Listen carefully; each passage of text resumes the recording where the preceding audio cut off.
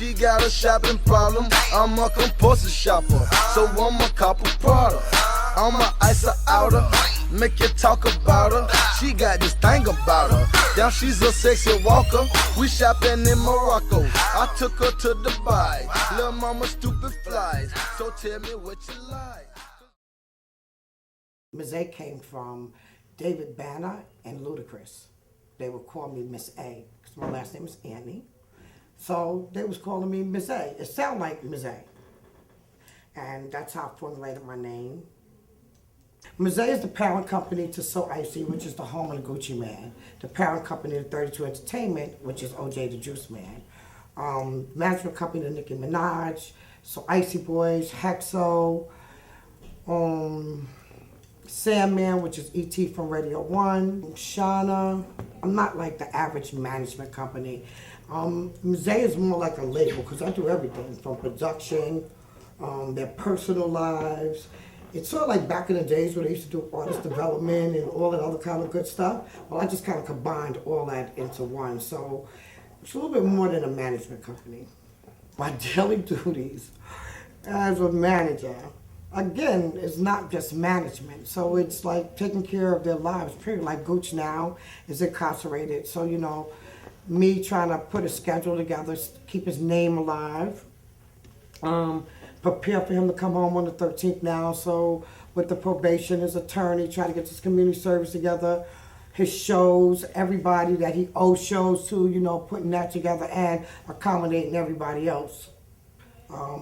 That's coming through now.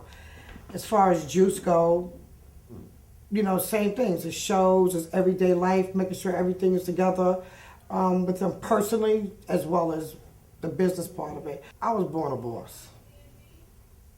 Okay, so I don't think it was something that I wanted to do. It was just something that was placed on me. I'm an oldest child, and I have leadership ability. I follow good. So if I can follow good, I can lead. So I'm good at that. One thing is, yeah, if there was a guy making a million calls, or, you know, you had those people making all the calls on radio, making all, you know, you have your email blasts, you still have that, but we're still on the telephone too. I still have interns that I have making telephone calls. One thing I don't do is lock people in right away because I might can't do nothing for you. And if I can't, I want you to be free to go wherever you have to go. So, you know, I have other people, yeah, I have other things that's going on and other things that I'm doing, but I don't want to talk about them yet because I'm a little undecided. And I can't forget Sandman because you're not forgotten. He's definitely in there too. So for 09, you know, like we're going to do a compilation where everybody will be on there. Music was not the thing. I was kind of born in the industry really because I have people with household names in my family. So it was something I grew up with. It's not something that I just like say, oh, I want to be a manager, oh, I want to get into this. It's something I've always done. And actually, where I really started with this at is taking celebrities with children and opening doors for kids. So, you know, I worked for the Department of Family and Children's Services here in Georgia. I worked for BCW in New York. So the fun thing for me was taking celebrities to meet with these children. And that's how it really all started with me. Charity work. I've never done an internship. And I think that, and maybe I shouldn't say that because I did a lot of volunteering with things. I did do a lot of volunteering. And I think hands-on experience is the best experience ever. It's better than book knowledge because you can read a book and you're not necessarily going to walk in the door and do the same things that's in that book. And every company, just note that every company and everybody that you with work differently. You know, there's no two things alike. If so, where would we be at right now, you know? So I think that it's very valuable. I don't think I know it is valuable because you can take a little piece from everywhere that you go and formulate who you are. And you pretty much find out who you are and what you really want to do. I think the biggest thing for women is keeping your legs closed. Stand on your grounds. Know who you are. That's really, really big for us, okay? Not very many women make it in this, and although now women management is becoming real strong, and that's because we're nurturers, okay? But it doesn't mean that you have to get in there and open up your legs and go through all that and start dissing the game and make it hard. That's the biggest thing that I'd have to say, because a lot of women that I talk to, like, that's the biggest problem with them, is like thinking that they can just open up and it's happening. Like, you know, I'm gonna make it there, I'm gonna get there. No. Can't be dizzy, can't be no little asshole, excuse me.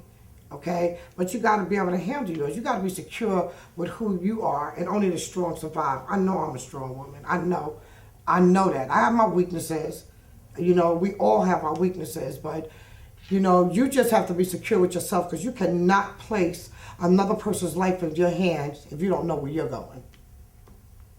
In my next 5 years, I'm hoping that I'll have all my percentages out there, because I don't want a company of salary. I want a company of percentage. That's what I want. I'm hoping that my company can open up a lot of doors for a lot of people, because my true passion is in charity. Okay, so in 5 years, I'm hoping that this company, not hoping, but I know it would be self-sustaining. And I can go and do what I want to do, and everybody else could just handle their business. So it's going to be like an open forum right here. Mm-hmm. So a lot of people that's working with me now is working towards percentages, not salaries. There's no me without my team. Okay? And my team is very, very, very important to me. I'm no good without them. Okay? And I think that as hard as people work, like, I know for me that I bust my behind in different places and never got recognition for nothing that I've done. Never. And I built somebody else's company. So if I give you a percentage, you're going to bust your behind. You're going to work. Because you know you want to eat at the end of the day. So I think that that's why I pretty much look at that basically is, and also because you're not going to go anywhere. You, your mother, your grandmother, everybody else going to want to come over. You know, and that's really, really what's going to make us successful and stand apart from everybody else. Because you'll have ownership in there. I don't care if it's 1%. 1% of a million is a lot, isn't it? To find music resources worldwide is all about me.